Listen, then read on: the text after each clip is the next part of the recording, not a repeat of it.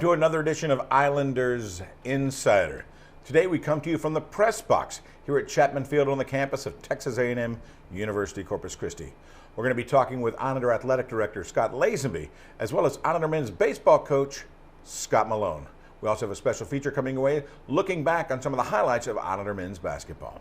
Right now, let's get things going with the Athletic Director, Scott Lazenby. How you doing, sir? Great, Steve. How you doing? Very, very good.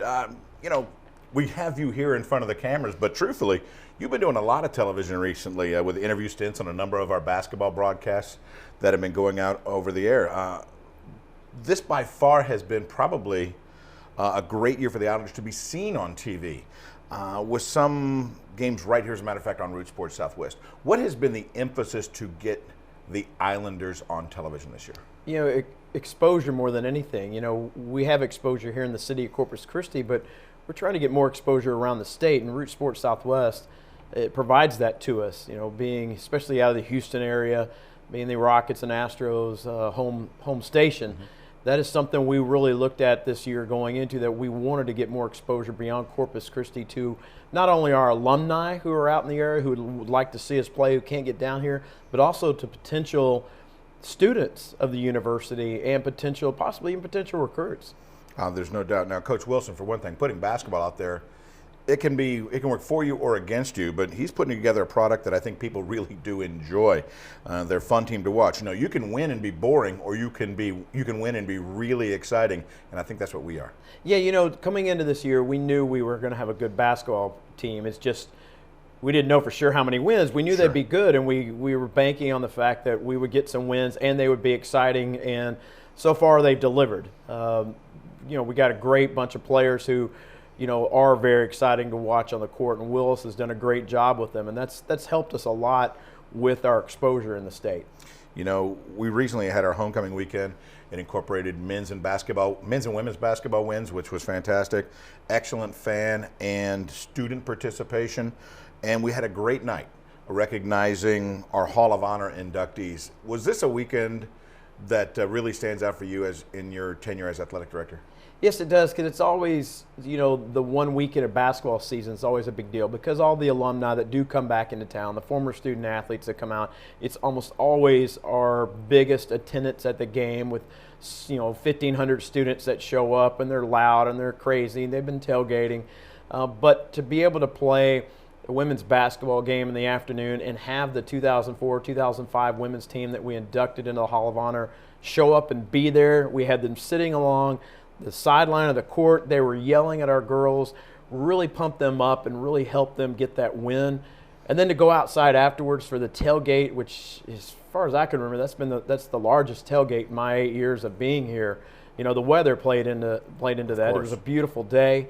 It was exciting. It was fun outside, and then everyone came in that night for a big game against Sam Houston, and we got the win, and a lot of that has to do with the crowd that was there. Now, of course, basketball is in the middle portion of our athletic calendar. If we look back, we saw a lot of success in the fall as well. In only the third year, soccer was able to make it to the Southland Conference Tournament, and actually along the way, they knocked off the eventual Southland Conference Championship in regular season play here at the Dugan Family Soccer and Track Stadium. Would you say that this team is really just on the cusp, on the verge of breaking out? I think so, and they're moving along as what we had planned. You know, with Shannon and when I first hired her, we knew we wouldn't go out immediately and just start winning. You know, you've got to build the program from scratch. You're not going to immediately be able to compete with teams in your conference. So, you know, she and I talked and worked out a plan. So, you know, by the third year, we want to make the conference tournament. And we did. We came in as I think it was the 5th seed, or 4th seed. 5th seed, I think it was. And, you know, I would have been happy with the 6th seed, but we made it, and you can see the team building. And so this next fall, when we host the tournament, our hope is that our seeding is even higher, and it really gives us a home field advantage, and we can win it and get to the NCAA tournament. That's fantastic. Now, the most satisfying moment of the fall had to be, of course, the Southland Conference title and NCAA appearance for Islanders volleyball. You know, from an athletic director's perspective, from your perspective, what did you take from one of your programs getting to the dance for the very first time? Wow, it was such a neat season to see how they just really swept through the conference. You know, I think they only had 2 matches in the conference all year that went 5 sets. But beyond that, they pretty much swept through everybody. So that was fun to watch. for them to make it, first off, to win the regular season for the first time, that made big news here in Corpus. It got a lot of exposure. And then to go into the conference tournament and run it like they did was huge for us. And then to make the NCAA tournament, and then, having to go to College Station to play at, the mothership and at Texas A&M, that was really neat for our girls to go up there and do. It was an eye-opener for them also. They came out of there, they weren't happy. They, after that match, getting swept 3-0, they were not happy with themselves. They knew that they didn't play their best. They were nervous about it. And Tony Greystone did such a wonderful job with us. When we hired him in 2009, we knew it was going to take him a few years to build. And over the last few years, he's built it. Did a great job for us this past fall. Hate to lose him, but hey, we lost him in Texas Tech. That's all right. But this past week we announced Steve Green as our new head women's volleyball coach, who's really, because of him, is a success that's happened up at Texas A&M over the last 5 years. So it was a nice steal for us. At the same time, he's from California and has a beach background. And with us starting beach volleyball here this next month, very happy to see that get off the ground, and he's going to do a great job for us in that area. There's no doubt. There is no doubt. Now, spring sports are getting underway. Islander softball is hosted their invitational this past weekend, and baseball is going to be getting underway this weekend on the Diamond. And right around the corner as well, we have the Clayburgh Bank College Classic. Michigan State, Central Florida, Texas State, and of course the Islanders coming to Whataburger Field. Talk about a little bit about this tournament and that relationship with the Hooks that make this tournament as great as it is. I think what helps is playing at that facility. We're able to get nationally recognized teams there. Several College World Series teams over the last 5 to 6 years have been here to play in it. They love to come down here because of the facility they're getting to play in. We almost always have good weather, knock on wood. Mm-hmm. So, I think that's what helps. And Scott Malone, everyone in the business pretty much knows him and knows what a good guy he is. And so I think that helps him get these big-time programs in here. And the Hooks, though, put on a good show for us. We join together and make sure that our teams that come in, they're happy. They go back and tell other teams about it. And so we're scheduled, I think, 3 years out. It's one of the best tournaments in the country, there's no doubt. And before we let you go, I definitely wanted to ask you about the Southland Conference Track and Field Championships that's coming to Texas A&M University, Corpus Christi this spring. What type of undertaking is it to put on an event such as this, the magnitude, not just the magnitude for the people here on campus, but the impact it can have on the community? It doesn't take place on the first weekend in May. It's a 3-day event, Friday, Saturday, and Sunday. We're already planning. We're already started the planning stages, making assignments for our staff members. I think everyone in the department knows that weekend you're going to be busy, and it's a one-day track meet is a long process and very long day. This is a 3-day with 13 schools here, men's and women's for both sides except for one program. So it's a massive undertaking. It's long days. It's a lot of hard work, but at the same time, it's a chance for us to showcase our fairly new facility. For the city, if you're a track fan out there, and you love to watch track, it gives you 3 long days to come out and sit in what should be beautiful weather and watch. But we're excited. We only get to host the conference track meet once every 10 years because it rotates. So we're taking advantage of it, and we want to make sure we put on the best show we can. So when the track coaches from the other schools leave on that Sunday, they can say, hey, that was the best conference track meet that we've ever been to in the Southland Conference. And so we're excited to host it, but probably at the same time we'll be glad when it's over. But looking forward to it. No doubt. Scott, I appreciate it. Thank you, Steve. Scott Lazenby, Athletic Director for Texas A&M University Corpus Christi Islanders Athletics. When we come back, we'll come back with our Christus Spohn Health System feature focusing on Islander men's basketball. That's coming your way right here on Islanders Insider.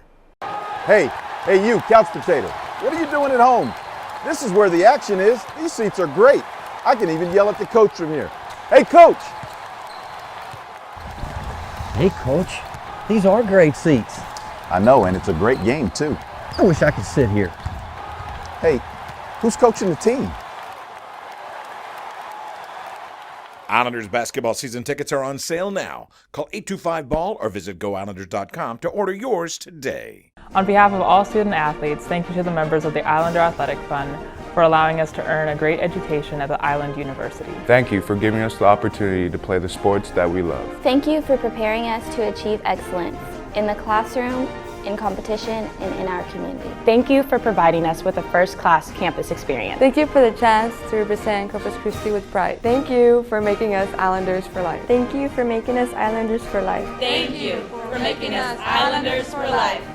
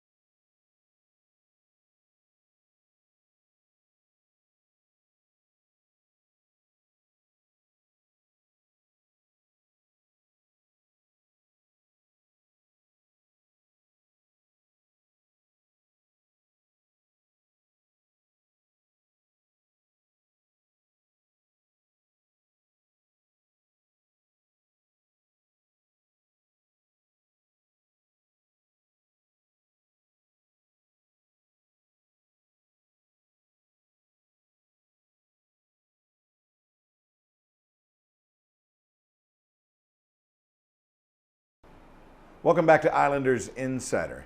At this time on our Chris Espon Health Systems feature segment, we focus on Islander men's basketball in their last couple weeks of action. Day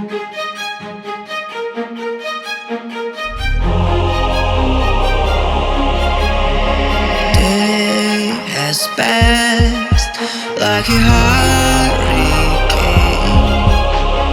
to my heart, took it far away. See the lights on the other side. I'm going to get there and hope we will meet there.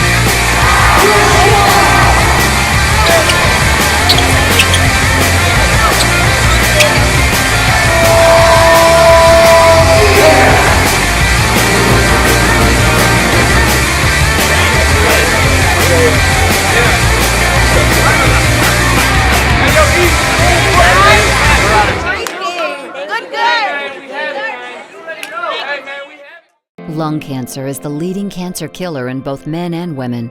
Because most cases are diagnosed in the most advanced stage, early detection is the key to survival. Are you between the age of 55 and 74? Have a smoking history of at least 30 pack years? Radiology and Imaging of South Texas and Christus Spohn Cancer Center have joined together to offer affordable lung cancer screenings. Call 1-855-557-7646 to schedule, because what you can't see can kill you.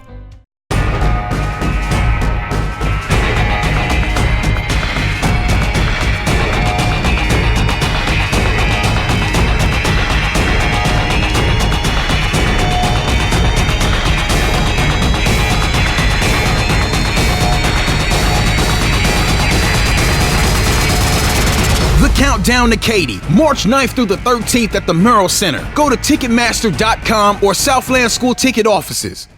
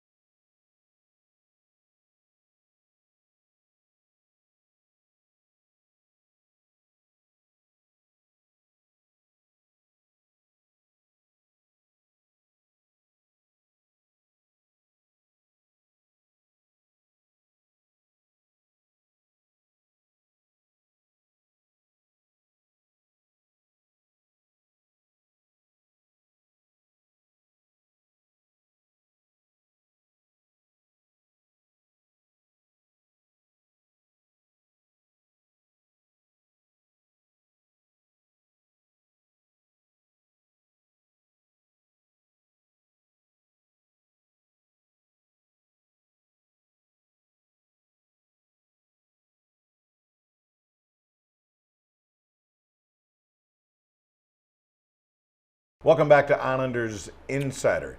At this time, let's talk some Islanders baseball with the head coach, Coach Scott Malone. How you doing, sir? Good, man. Spring's here. Time to start talking baseball. You know, the season is now here for Islanders baseball, and I knew it because from your special selection of tunes that I hear out of the Chapman Field press box. You know, if the players don't dig your selection, is it a learn to love it situation at that point? Exactly. They don't get a vote. It is a dictatorship on the music played at the field. You're 100% correct. What has the buzz been in the locker room for now that the season is fast approaching? I mean, are you ready to go? Do you wish you had a little bit more time to prepare, or is it's time? Me personally, a lot more time. You know, I'm not in any hurry. Hold this thing back, and but the players are knocking the doors down. You know, they're anxious to see a different color jersey at Chapman Field. Play somebody in orange or green or purple. I think they're tired of playing each other. Our pitchers are getting to know our hitters are getting to know our pitchers, and I think they're they're done with that. You know, they're ready to compete against somebody else, which is great. You know, the closer we get, the more the baseball player and all these kids starts coming out. You know, we're doing a lot of drills and teaching, and these guys are ready to play. So it's time to have some fun. Looking at the returners first, who are the leaders that are coming back? Man, Zach Gibson, big time, and such a neat story because he didn't play last year. You know, you can't take a year off and become a team leader and be so well respected by all your teammates. Guy was in the training room last year. You know, it doesn't work that way. Usually you got to earn it out on the field with big numbers and big hits. And I think that tells you about his work ethic, about how he carries himself, and how much every kid respects him. That this kid just set out a year with some injuries and is now a team leader and really held in high regard. So he's going to have a big spring for us. You also have a shortstop coming back that everybody's got their eye on. Casey Thomas, just so slick. He's so slick with his glove and his arm. Every time you think he's out of the play, somehow or another he's in the play and he's up off the ground and making, you know, hop throws to first. Just really impressive. He's just a good baseball player. You know, he is the definition of what you want when you recruit a junior college player. Not very much maintenance. He is a low maintenance kid. You just write his name on the starting lineup and he just goes and he plays. You know, that's what you want when you go get a junior and plug him right into the lineup. He was, you know, overachieved for us last year. And obviously now he's a senior. Guys are looking to him to have a big year. He's the shortstop. He's going to run the defense. You know, big expectations for Casey, and no doubt he'll meet them. You have a lot of new bodies sprinkled in with your veterans as well this year. Are there any hopeful projections for some maybe breakout performances for some of these new kids? You know, probably right now, Cullen Joswiak over at third base, Brian Deaver out in right field are two kids that are really playing well. The closer we get to go time, it seems like the game's getting easier for them. You know, again, that coach speak, the game's slowing down and those guys are speeding up. They're making it look easy. So, you know, those guys are really kind of got my spirits up right now. Like, hey, we may be okay if these new guys are going to come in and play that well. Those are two hitters to watch. You know, and then you're going to get Chris Falwell on the mound, which I was going to ask you about the pitching rotation. Expectations are up against the roof with Chris. He's been drafted before. He's a 6'6" left-hander. I don't think anybody is going to look at him and go, well, let's go get this guy. I mean, it's, hey, let's hope he doesn't have it today. You know what I mean? And he's got great stuff. He's got MLB stuff. If we can get him to harness it, focus it, keep it in the strike zone, and there's been several guys before him, Trevor Belichick, Trevor Foss, that had this great stuff but had to learn to focus and get it in the strike zone. Falwell's going to be the next big name to come out of our place. There's no doubt. But in the bullpen, some of the faces are the same, but maybe the roles have changed a bit. Talk about some of those returning guys, and are we looking to see them as middles, as closers? Who's your guy? Sure. The two big returners are going to be Nolan Holland, which he had an outstanding season last year. Maybe more than that, had an unbelievable conference tournament last year. The velo jumped, the competitiveness really went to the next level. So I've been joking with him that, hey, Jacob Doris is gone now, you know, and Nolan Holland's kind of got to stand there and be the right-hand man to Jacob Doris. Doris is gone. My security blanket is gone. So now it's Nolan Holland. So he's going to be the ninth inning guy. Right now it looks like Garrett Harris, who started a lot last year, is going to move into that eighth inning role and be a setup guy.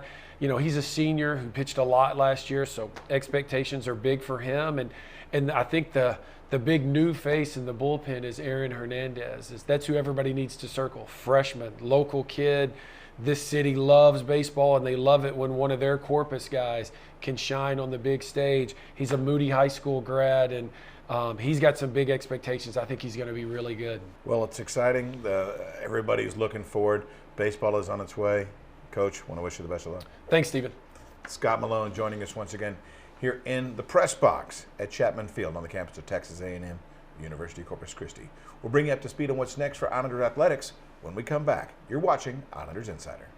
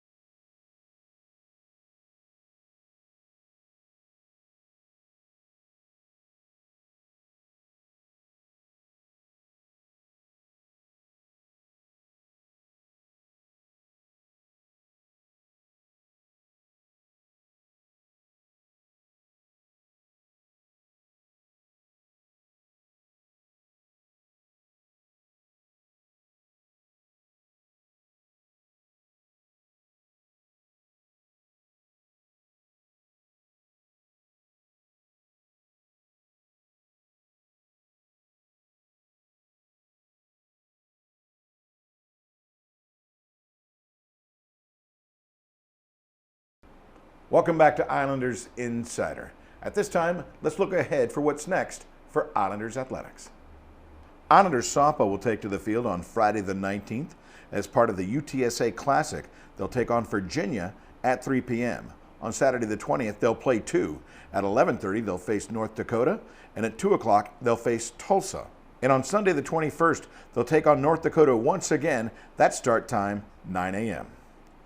Islander baseball will get the season underway at Chapman Field here on the campus of Texas A&M University Corpus Christi as they host Chicago State. That Friday night's game starts at 6:30. On Saturday the 20th, Islanders will continue the series with Chicago State with a 1 o'clock start, and on Sunday the 21st, they'll wrap up the 3-game series again at 1 o'clock. On Tuesday the 23rd, the Islander team will also host Houston Baptist in a non-conference game, that time 2 p.m. Islander women's basketball will return to the Dugan Wellness Center on Saturday the 20th at 4 o'clock as they take on the University of the Incarnate Word. That'll be backed up also by men's basketball as they'll take on the Cardinals at 7 p.m. that same night. On Tuesday the 23rd, men's basketball will head back to the American Bank Center as they host Abilene Christian. That start time, 7 p.m. Islander women's golf will be hosting the Islander Classic at the Corpus Christi Country Club.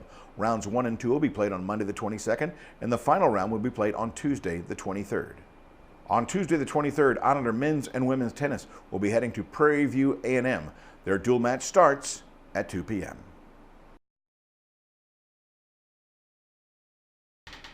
Once again, we want to thank Scott Lazenby, Athletic Director for Texas A&M University Corpus Christi, and Scott Malone, Head Coach of Islander Baseball, for joining us here today.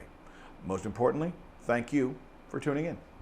For everyone here at Islander Athletics and the Islander broadcast crew, you've been watching Islander Insider. I'm Christy Felice, and I am the Director of Brand Engagement for the Houston Astros. Texas A&M University Corpus Christi has absolutely helped get me to where I am today, and it is a small campus with large opportunities. You should definitely choose Texas A&M University Corpus Christi. 97% of A&M Corpus Christi graduates will be working or in graduate school upon graduation. Texas A&M Corpus Christi. Discover your island. Visit us today at tour.tamucc.edu.